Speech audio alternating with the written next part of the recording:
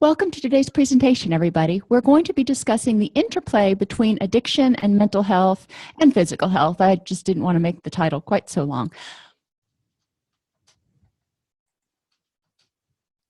Over the next 45 minutes to an hour, we're going to define co-occurring disorders, identify the impact of addiction on the individual, identify the impact of mood disorders on the individual, identify the impact of chronic illness or pain on the individual, and then explore the interplay between the three.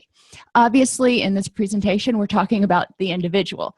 We know that as a person's mental health or physical health decompensates, there will be effects in their relationships and which will have kind of reverberating effects, but we just don't have time to cover all of that in this hour. So right now we really want to just look and understand the interplay and why it is so incredibly important to treat the co-occurring disorders concurrently, not prioritize and go, well, we'll treat this one, and then, when that one's cured, we'll treat this one, and go down sort of a linear thing, which takes me to my next slide. Shout out to my Whovian friends. People assume that time is a strict progression of cause to effect. From a nonlinear, non-subjective point of view, it's more like a big ball of wibbly-wobbly, timey-wimey stuff. This is true about co-occurring disorders too. It's not linear. You can't say this caused this and then this caused this. They have reciprocal effects and they feed back in on each other. Why is that important? Because, well, it's important for a lot of reasons. Number one, the cool thing is if you pull one string, for example, sleep, which is one of my favorite things in the world, and you start improving people's sleep quality, whatever you have to do to improve that sleep quality is probably going to have positive effects in the other areas of life. Likewise, when people stop sleeping, maybe you're studying for final exam or you have a big project due at work, or you've got a little one at home and you're getting up every 3 or 4 hours to feed the baby, whatever the case may be, as our sleep goes down and our sleep quality goes down, it also has wibbly-wobbly effects on all other areas of our life. You're never going to be able to watch Doctor Who again without hearing me say that. So why do we care?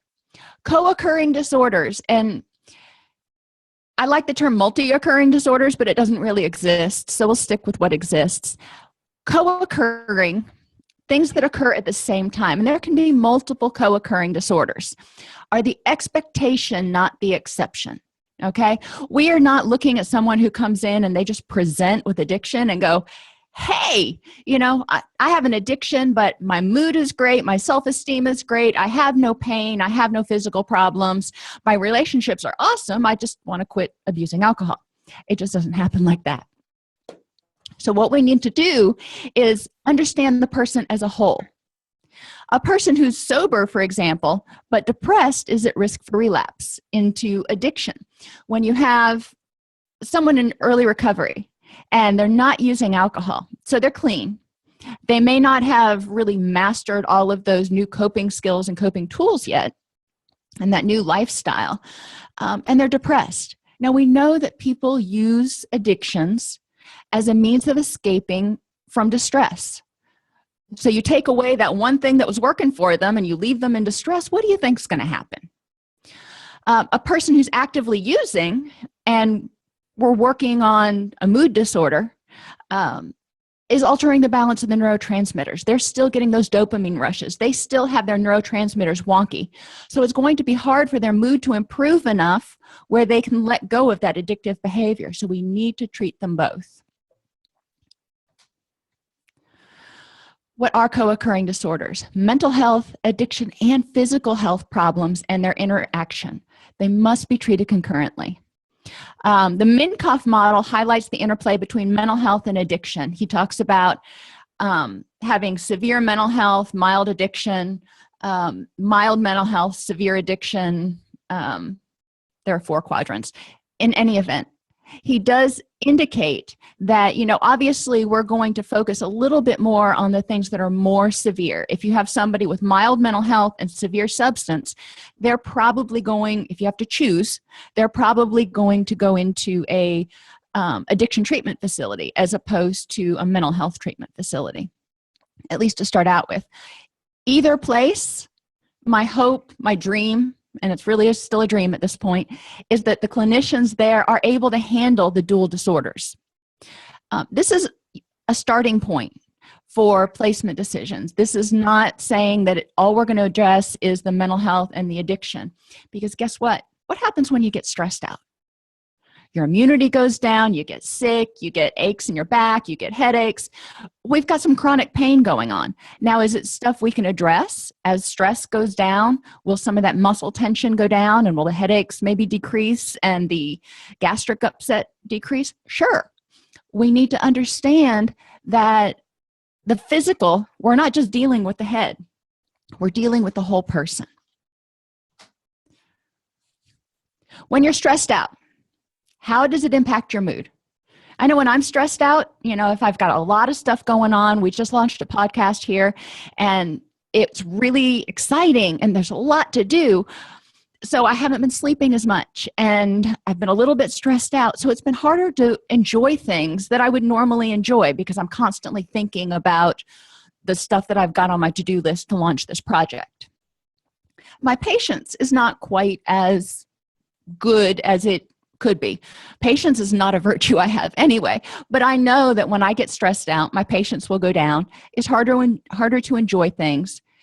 It's harder to concentrate sometimes because you've just got a million things running through your head. And whether it's stressed out about a project at work or how you're going to pay the light bill, it's still stress, and there's still thoughts running through your head. Problem solving and creativity. For many people, this goes down when they get stressed because they start feeling more boxed in. Sleep, even if you are sleeping enough hours, if you're in bed enough hours, your sleep may be restless. It may be great, but it may be restless.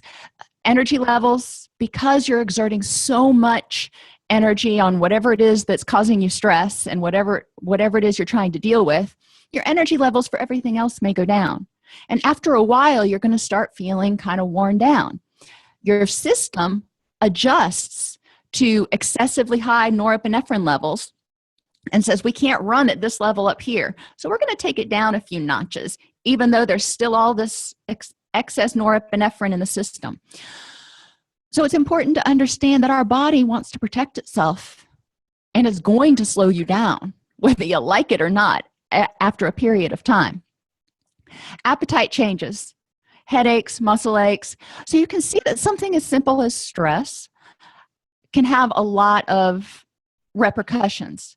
Now, if you add to that somebody who's already struggling to deal with life on life's terms, or someone who has an addiction, guess what? They're just going to be like, yeah, I can't deal. Let me put my head back in the sand, and I'll pull it out in a little while and see if maybe something's changed. People with addictions are trying to get some relief from emotional or physical distress. I get this. It's a survival mechanism. Nothing else is working. And at this point, they are just trying to survive.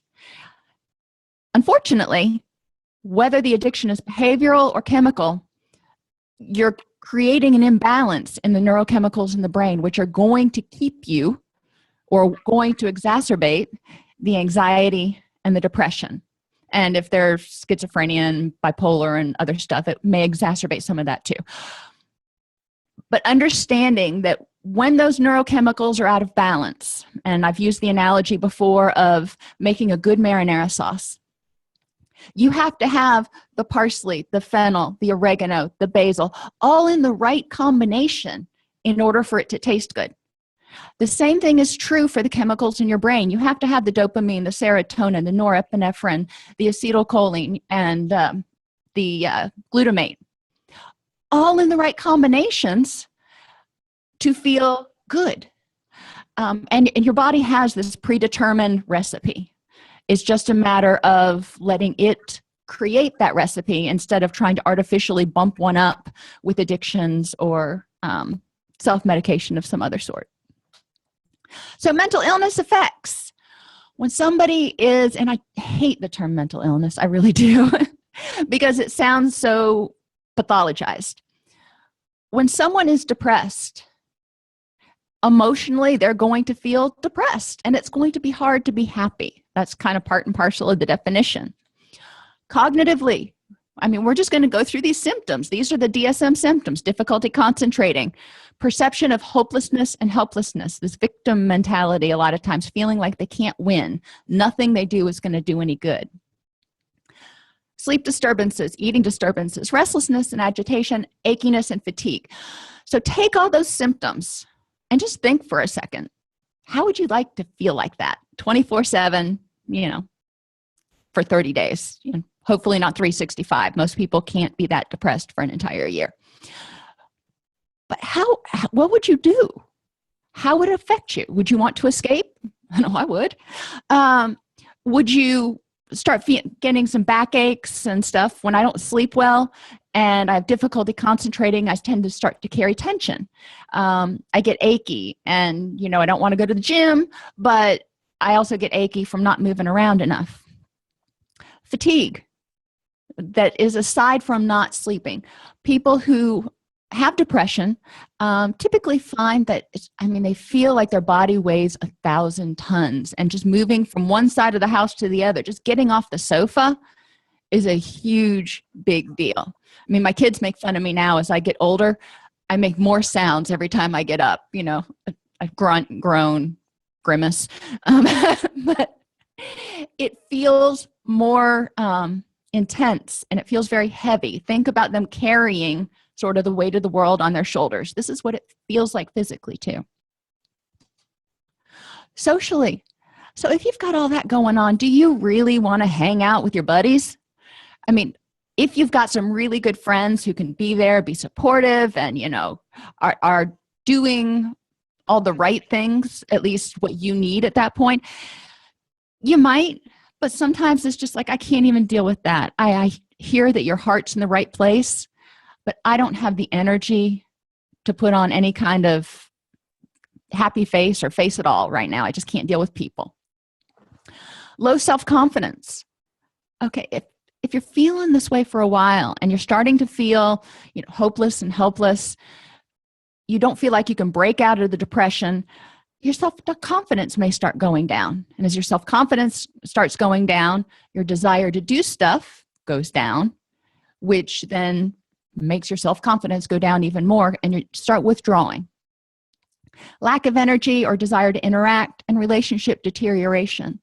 At a certain point, people are there. They want to be helpful. They want to be your friend. They want to be supportive. But at a certain point, they've got to say, there's nothing more I can do. And I can't allow myself to be in an environment that is quite that heavy all the time. So healthy supports start to withdraw at a certain point. And then environmentally, we don't think about this a lot, but the outside reflects the inside. Think for a second. For most of us, at least, when we're stressed, when we've got a lot going on, when things are kind of chaotic mentally for us because there's just so much going on, a lot of times everything in our environment kind of looks the same way. If I've got a lot going on at the office, my tendency to put away my clothes after I wash them goes way down. But that's just me. Disorganization and lack of attention to other stuff, because there's so much energy going on with all these thoughts. And a lack of energy or desire to care for anything. It's just like, I don't have it in me. I don't have it in me to wash the dog. I don't have it in me to mow the lawn. These are all impacts of mental illness. So when you're feeling this way, when you're starting to lose your social supports, you're starting to lose your confidence in yourself, you've lost hope, you feel somewhat helpless, and you feel stuck, you can see where this may impact other things. It's going to, you may start feeling gastrointestinal stuff. When we get upset, a lot of us take our stress and feel it in our bellies. Some of us feel it in our backs. Some of us feel it everywhere. It's important for people to understand where they feel their stress, but there is a physical aspect. And when you're achy and you can't get comfortable and your stomach hurts, do you really think you sleep that well? You see how the wibbly wobbly is folding back in. So how does mental illness impact addictive behaviors? Emotionally, addiction numbs or medicates the depression or anxiety for a short period.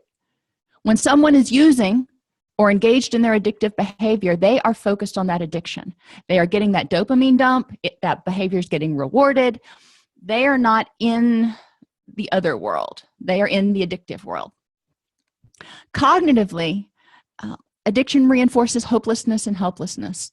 A lot of the things that we talk about in addiction treatment, stinking thinking, refers more to a victim mentality. You did this to me. I'm going to blame. I'm going to manipulate. I'm going to lie. I'm going to feel bad and sorry for myself because I feel helpless and hopeless. Now, am I saying, well, people just need to have an attitude change? No. We need to look and see what is it that is causing you to feel helpless and hopeless, and how can we go about supporting you and becoming hopeful and empowered. Physically, addiction helps people relax to get to sleep, or it may keep them up instead of sleeping. So, it depends on what your end goal is, which addictions you choose. Addictions to painkillers, to depressants, to sedatives, and a lot of your behavioral addictions tend to increase the relaxation, increase all those neurochemicals that help the body wind down. Then you have your stimulants, your cocaine, your methamphetamines, that can help keep you up. So if you're one of those people who is afraid to go to sleep or who doesn't want to go to sleep, the addiction can do that. The other benefit with stimulants is it increases the feeling of euphoria. So it may be a trade-off. I may not sleep too well, but I'm going to feel darn good while I'm awake. Thinking about our patients who abuse addictions or abuse amphetamines, the crash from that is just incredibly hard. So as soon as those amphetamines are out of their system, they are depressed. What's going to happen? They're going to use again. And they're going to feel happy. Not as happy. They're going to feel happy. And then they'll crash. And they'll be even more depressed than before. And it's this downward peak and valley until they hit some semblance of bottom. Food is often used as a secondary self-soothing or addictive behavior. It can be the first thing that somebody uses in the development of addictive behaviors, or it can be something that they use as a drop back and punt. We saw this a lot in residential treatment, and I'm sure people still do see it, where food is used as a comfort because they can't access sex, they can't access gambling, and they can't access their drug of choice. So guess what? Food is the next best thing that they can access that is going to stimulate some of those reward pathways. In addictions, people often create a situation where their brain has adjusted to these higher levels of certain neurotransmitters. So when they have a normal level, they don't feel normal at all. They feel like crap. That's important for people to understand, clients, family members, etc., because their brain can recover. But it's important for them to understand that, when you're not using, you are going to feel kind of bleh for a while. You may have a different, more clinical word than bleh, but you get the point. Physically, addiction helps soothe restlessness and agitation. Detoxing can intensify it. So thinking about alcohol, or when we talk about some of your amphetamines, but let's take alcohol for this one. Initially, there's a relaxation, there's a loosening up, there's a disinhibition. As the alcohol wears off, there is an anxiety provoking component. People start to feel restlessness and more agitated. So what do? They pick up another drink. The hair of the dog that bit you, if you will. Achiness can be relieved or numbed by certain addictions, especially in the case of opiates. But it may cause the body to stop making its natural endogenous opioids. So if people start taking opiates in order to deal with achiness, we're not talking post-surgical pain, we're talking backaches, muscle aches, spasms. They may get to the point where when they're not taking those, their body's not producing the natural painkillers, so their pain tolerance basically has gone through the floor and everything hurts and it's really achy and it's really uncomfortable. That's something that we see a lot when people are detoxing from methadone, especially if they're going cold turkey, because their body hasn't gotten back into gear yet. Addiction to stimulants may be used to self-medicate fatigue, but can cause rebound exhaustion. Think about times when you've been tired, and I'm not talking about just kind of blah. I'm talking about I cannot put one foot in front of the other tired. If you've drunk a lot of coffee, you may feel awake for a little while, but when that caffeine wears off, there's just a huge crash. Take that, multiply it by like 50 for methamphetamine. Socially, addictions may be used to help people loosen up, feel like they are part of a group, make it easier to interact with others. So the addiction, if someone is withdrawing from their friends or their friends are withdrawing, remember going back to the mental illness, it may help them feel a little less depressed, a little less anxious. It may help them feel more sociable, more confident. And it may provide an alternate peer group that is more tolerant of the depressive behaviors.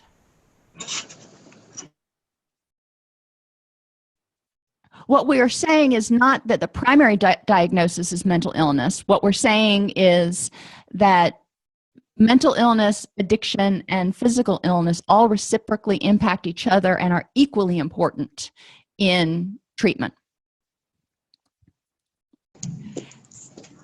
Environmentally, in addiction, there's little concern for the environment unless the person's trying to hide the addiction. For example, if they're trying to prove that they are not an alcoholic, or if they're trying to prove that they don't have some other problem going on, they may become more attentive to cleanliness and organization. As the addiction develops, that typically goes away. By the time somebody is hitting whatever their bottom is, generally they're not trying to pull the wool over anybody's eyes anymore. They just want people to leave them alone. Hi, how are you? So what are the benefits to addiction? Numbing, relaxation, euphoria. When people start using whatever it is that they become addicted to, and remember, it can be behavioral or chemical, there is recreational use of just about anything. Whether it's legal or not is a whole different story. Why did they initially start using it? I think back to friends that I've had and family members that I've had that when they get stressed out or after a long day at work, they go out and have a few drinks to relax. Are they addicts? No. So what are the benefits? When people start using addictive behaviors, they're trying to relax. They're trying to feel a little bit better. As they progress in their addiction, their thinking may change. Physically, in their addiction, they may be able to temporarily increase their energy or feel like they're improving their sleep or relaxation through basically chemical means, if you will. This happens before the addiction develops. These are effects from everything. These are effects that people may seek out when they begin a pleasurable behavior. How does it become an addiction? Well, it becomes an addiction when that behavior starts being used in order to cope with, escape from, or numb out distress of some sort. Socially, addiction may give people a new peer group. It may not be a healthy peer group, but it may give them a new peer group. So when people start out using, maybe they're drinking with their friends in high school, not addicts, just recreational users. They start drinking more in college. They may start feeling like they have to go out more. As they use, they start getting the neurotransmitters in their brain wonky, for lack of a more clinical term. And that intensifies the need to use again. They're creating a self-perpetuating cycle. Addiction is real. It's not just willpower. When people start using, tolerance and withdrawal are very, very real, very, very biological effects of addiction. So if somebody's created that, then they have altered the neurochemicals in their brain. And this is where we get to the point when you're talking with physicians, which came first, the depression or the substance abuse? Doesn't really matter.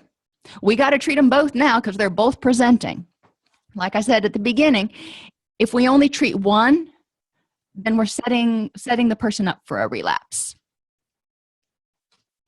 In long-term treatment, when you're looking, on the long haul, if the person had relatively balanced neurochemicals from jump, and their brain chemicals and their mood and everything else got out of whack from use, then it follows that with time and treatment, their brain can recover and the mood disorder will remit.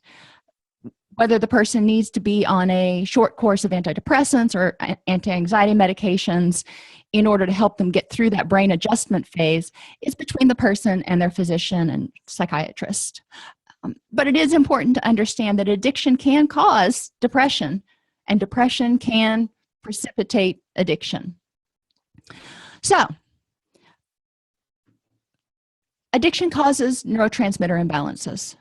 As depression and anxiety worsens, the need for the addiction and numbing increases, and life starts to revolve around using. People want to feel good again. And like I said, it's a high, and in substance abuse treatment, we talk about chasing the high, because the first high is the highest high. And then every high after that, it peaks and then crashes lower, and then peaks, but the peak is lower this time. You're not feeling as good. The brain is adjusting and starting to try to adjust to those floods of dopamine and rewarding neurochemicals. This leaves people not feeling normal when they're not using. So they go back to the addiction, which leads them to lying and manipulation in order to keep the addiction. Because right now, at this point, if they've created this situation, the addiction, the behavior, the substance is what's keeping them feeling okay. It's numbing the pain right now. And when they take that away, it's way more agonizing than before. A, because the neurochemicals are out of balance and the person may have biological reasons for depression. But B, there may be social, environmental, financial, and cognitive reasons for depression that have developed as a result of the continued use. Physically, addiction disrupts circadian rhythms through too much or too little sleep. And you know how much, I said before, how much I love sleep and how important I think circadian rhythms are, because your body regulates your neurochemicals. Serotonin is excreted when you start relaxing, which serotonin is converted to melatonin, which helps you sleep. If you start messing that up and having serotonin too high at certain levels or too low, sleep is going to be affected. If you don't have enough serotonin, you can't make enough melatonin, your sleep is not going to be good. Addiction, by the same mechanism, can alter hunger cues and can cause health problems which lead to chronic pain. Socially, addiction becomes the person's best friend. Those people turned on them and wanted them to give up the addiction. They were judgmental, they were hateful, in the addict's mind, tough love is not love at all. It is betrayal. So the addiction becomes the person's best friend because the addiction's not going anywhere, and it always numbs the pain. After a while, they may need to add a little bit to it because they've developed a tolerance, but it starts being pretty much the go-to. They begin spending time only with using peers or alone, because using peers get it. And being alone, they don't have to answer to anybody. When we talk about people in recovery, we want people to spend time with people in recovery, because those people have also been the using peers before, and you can't con a con. So having people in recovery, also in your lifestyle as you recover is important.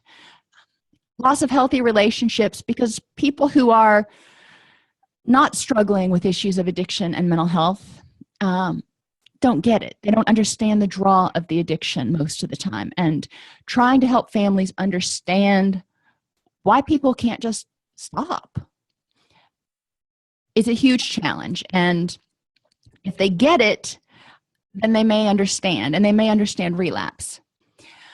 They can also lose healthy relationships because they don't want to be around people who might take away their addiction, so they're going to push them away. So some people may choose to leave because they just don't understand, or the person with the addiction may push people away because they don't want to give up the addiction. Environmentally, again, the inside and the outside often reflect what's going on. Addiction may take precedence over environmental cleanliness or safety, and may cause feelings of depression.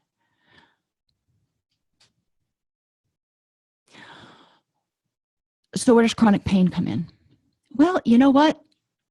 A lot of people experience chronic pain, and it can be from an injury, it can be from a disease, or it can be from stress, chronic migraines, you name it.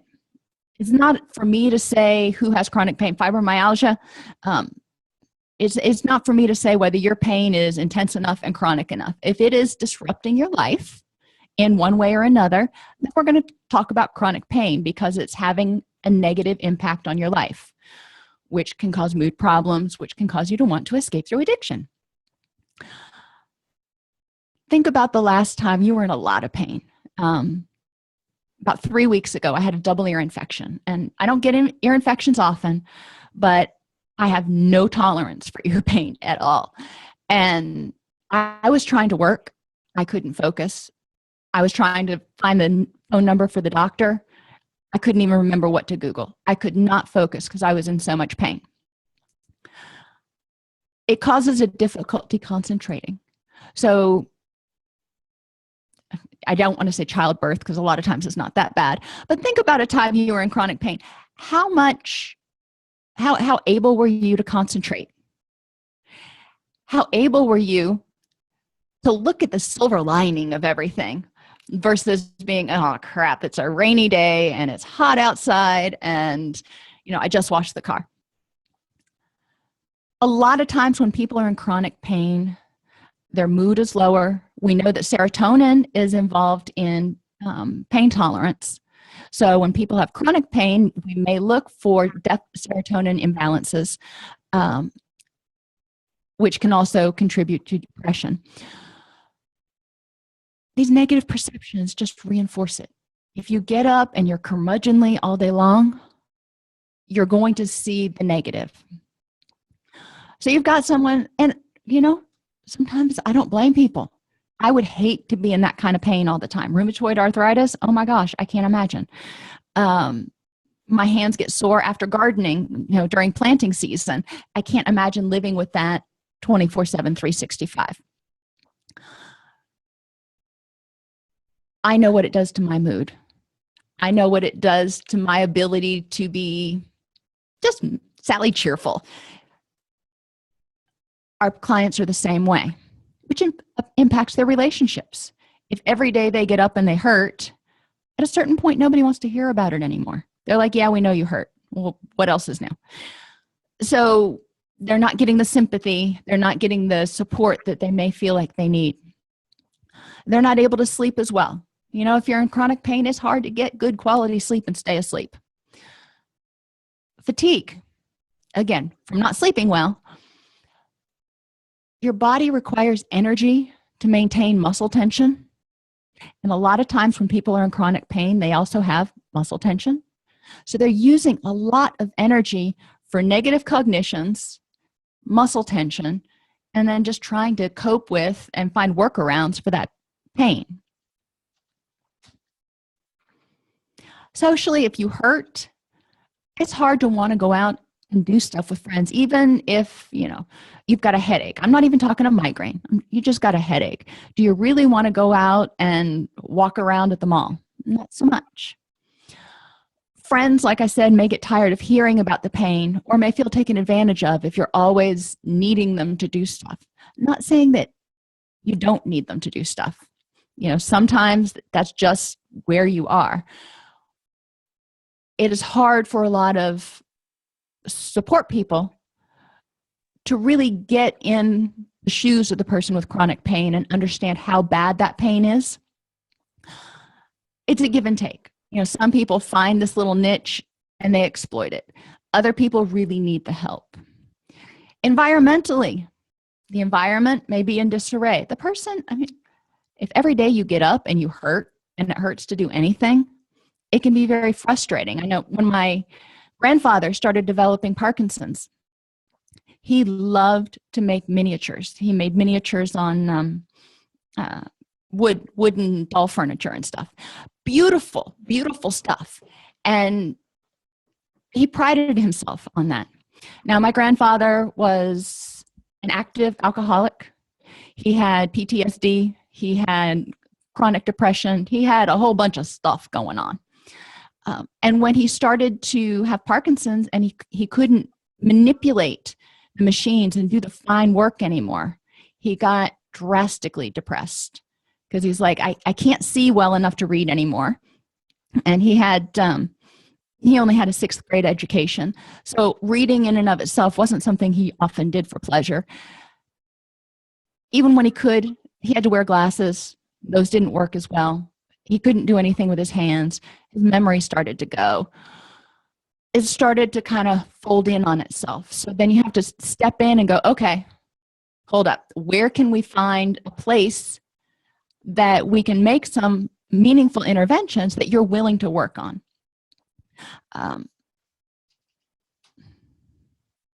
So chronic pain, addiction, and mental illness.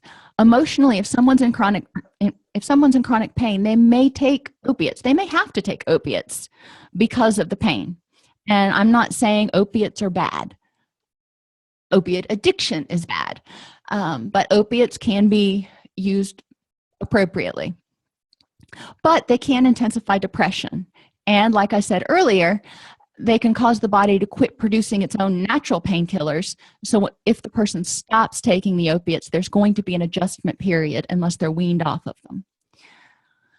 Negative feelings can be numbed with addiction. So if you're in physical or emotional pain, it can be numbed. Cognitively, chronic pain creates an environment for this stinking thinking. I can't do it. There's nothing else I can do. And people get stuck on focusing on all the things they can't do, all the things they used to be able to do, but they can't do anymore because of their pain, or all the things that other people can do that they can't do because of their pain. And those are all true. I'm not going to argue with you. They can go jet skiing and you can't because you've got rheumatoid arthritis in your hands. And that sucks. It's not fair. What can we do instead? Because you can't change that. So let's talk about what other things would you enjoy doing. That doesn't always, that line of thought doesn't always work for everybody because some people are not ready to go there and go, okay, let's look at the things I can do. And that's where clinical skill comes in, figuring out where the person is, figuring out what they want, what gives them hope. They're still hanging on for some reason. They're still here and they're actually taking the proactive step to be in your office. So there's some little glimmer of hope in there that things can get better. What does better look like to them? And then we can start working backwards, identifying the things that are most important to them first. Because like I said, once you start making changes in the system, that wibbly wobbly, timey-wimey stuff, everything starts impacting everything else. So a positive change in one area produces positive changes in other areas. It's also important to remember that if people are not motivated to work on something, it's not going to help. And dealing with their depression, that's a big goal. They may be motivated to work on their depression because they don't want to feel like this anymore. But the interventions that we put forth that, okay, well, we may need to look at doing this, this, and this, each intervention has its own level of motivation. Some people may be really motivated to come to counseling 3 times a week, but not so motivated to start exercising.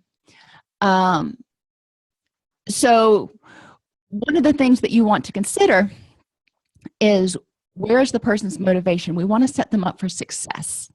We don't want to say, well, you have to start with the cognitions, and then we'll start working on the stuff you want to work on too.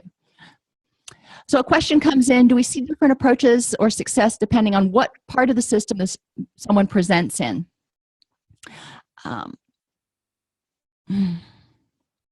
And this is where I go back to my dream of co-occurring disorders, is that wherever someone presents in a system, and tip 42 that SAMHSA put out actually talks about this, that at any point in the system, whether it is child welfare, whether it is school, work, hospital, physical health, drug treatment, crisis center, there should be a broad approach, a biopsychosocial approach to identifying the person's problems. And so there's no wrong door.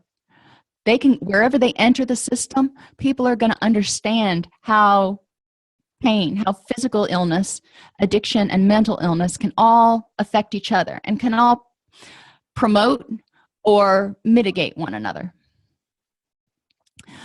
So yeah, I mean, we do see definitely different approaches. I don't know that I would say different successes, because right now, from what I've seen in most cases, most places are still maybe co-occurring enhanced, but they're still, if they are co-occurring enhanced, they're still only addressing mental health and addiction. They're not even considering this physical aspect over here. But they're running on parallel tracks. Instead of talking about relapse as a return to old behaviors and triggers as triggers for depression, triggers for anxiety, and triggers for addiction, they talk about substance abuse triggers.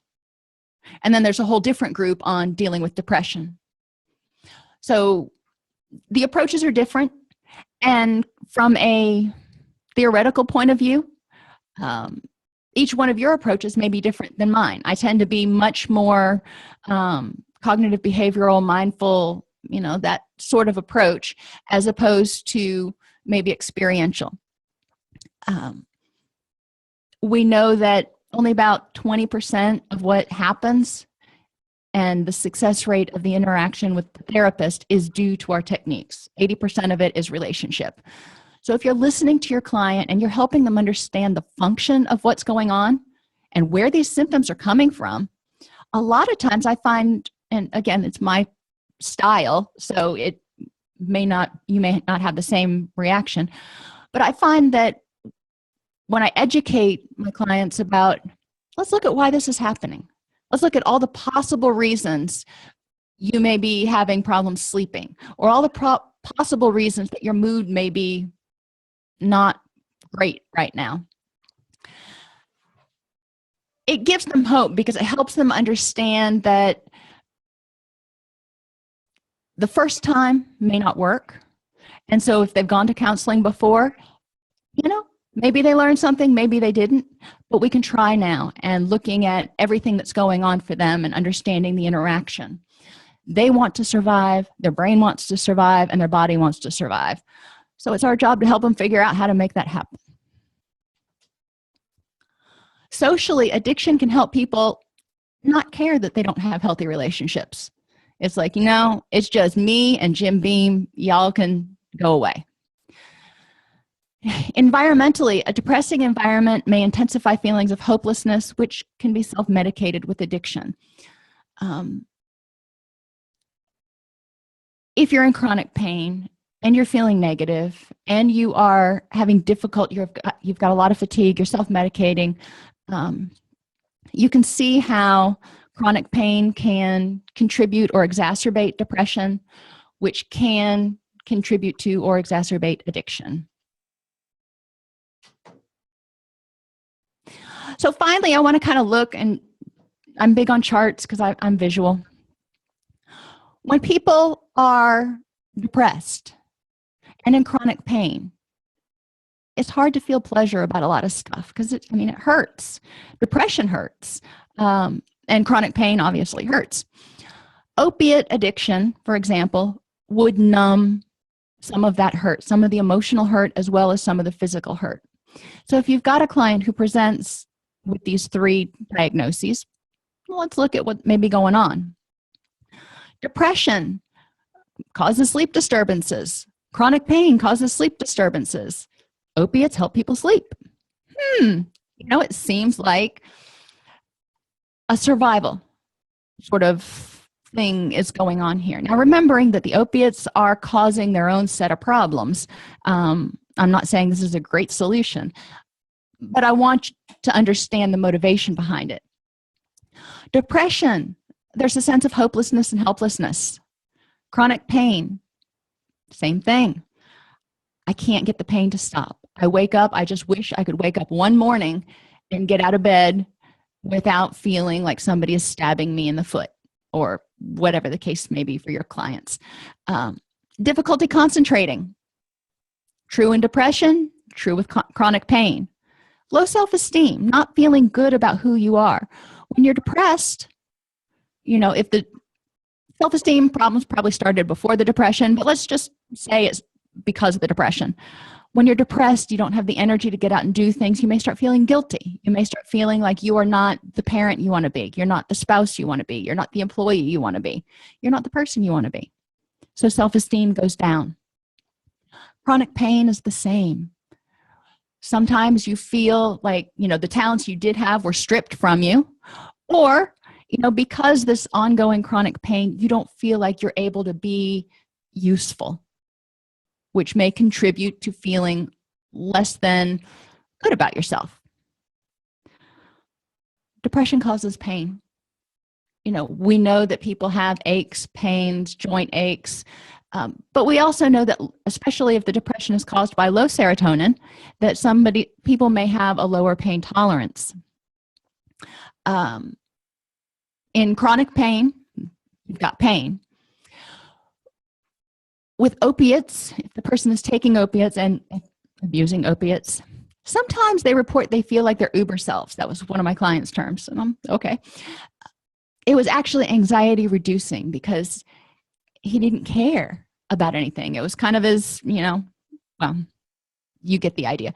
He didn't care when he took the opiates. When people stop feeling the pain, the physical pain, and when they're taking the opiates, they may stop caring so much. They may not care about their self-esteem. They're just kind of in this la-la land. It does numb the physical pain, but it also, in most people, increases fatigue, which depression and chronic pain do too. So if your client presents with all three of these, I'm going to look at all the symptoms that the person's presenting with, and I'm going to say, okay, what do you feel like would be the first thing that we need to work on? If they want to work on their sense of hopelessness and helplessness, then let's talk about how to do that. If they want to work on their sleep disturbances, again, let's talk about it. But when you set it out logically for clients, a lot of times they will say, okay, when we do treatment planning, or you can say, look at this list and prioritize the three most important things on this list to address. And then let's talk about how we could improve those in ways that have worked in the past. Let's go from a strengths-based perspective.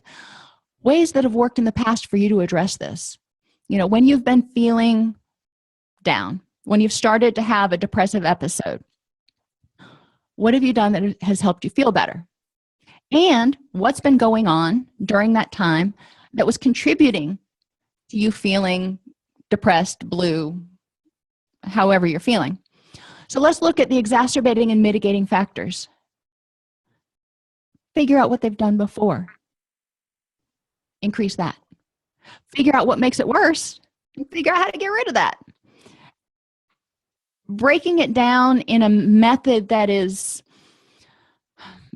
it's not linear, but it's concrete for a lot of clients, gives them hope and empowers them because they can say, okay, the first step I've got to do is this. And if I do this, then likely we'll see these following effects. Positive reinforcement. The next step that I want to take is such and such. Break it down so it's meaningful to them and it focuses on what they're motivated to work on, because they're going to do that more than if you focus on what you're motivated for them to work on. So addiction, mental health, and physical illness all impact mood and the neurotransmitters. Eating, which is prompted by neurotransmitters. Sleeping, which is prompted by neurotransmitters and can be made worse by chronic pain. Motivation and relationships. Addictions may temporarily address the issue, but it also intensifies all of the above problems when the person is not actively using. Comprehensive treatment of the whole person is vital. For example, if they are experiencing a lack of pleasure and they want to address that, we need to look at addressing the neurochemical imbalances. Now, that can be through sending them to their doc for meds, sending them to a nutritionist for nutritional advice, increasing activity levels, resetting circadian rhythms. That's a whole different presentation. But we need to figure out how to help them start addressing that imbalance. Help them find alternative coping strategies besides the addiction. This is where the exceptions come in. When you haven't been depressed in the past, what have you been doing? And when you've started to get depressed, what has worked besides the addiction? Identify cognitive issues that may be maintaining the negative mood. Again, that's a whole different presentation. Understanding cognitive distortions and irrational thinking patterns, and helping our clients understand that the way we perceive things and our negative self-talk or our positive self-talk can really impact our mood and how we deal with things. Identify physical issues such as chronic pain or hormone imbalances that are contributing to this lack of pleasure. Testosterone imbalances, thyroid imbalances, estrogen imbalances. Get it ruled out by a doc first. Identify anything, vitamin D deficiencies. All of these can contribute to a lack of pleasure. The effects of addressing lack of pleasure, just this one little part of that whole list, improve motivation. If you start feeling pleasure and reward from things, it's like, oh, getting out of bed wasn't such a bad thing today. Improved ability to focus. For me, that's huge. I hate it when I can't concentrate. I walk into a room and I'm like, why was it that I came in here? Improved ability to focus is great for people because a lot of times that helps them accomplish tasks that they want to, which is empowering. And improved mood. As you start to get everything kind of back in order, or in order, maybe it never was, mood will start to improve. Now, I personally don't believe there is a magic pill that people can take to make them happy. But a combination of things may be necessary, and some people may need psychopharmacology to help them with pre-existing chemical imbalances. Another example, simple one, sleep disturbances. Address neurochemical pain or other issues causing sleep disturbances. If their serotonin's too low, so they're not getting enough melatonin and they're not able to sleep well, that could be something that maybe be able to be addressed by the doctor.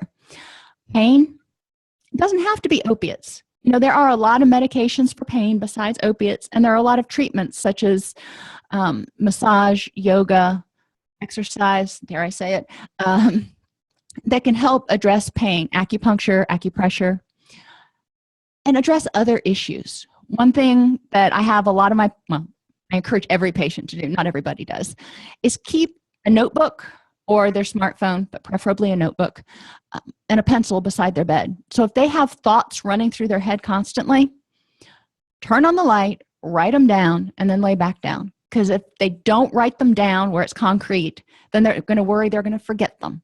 And they're going to keep tossing them around in their head all night long. Create an effective sleep routine. That means do the same 3 or 4 things every night before bed to cue your body in that, hey, it's time to start secreting all these relaxation hormones. It doesn't mean you have to go to sleep at 10 o'clock every night.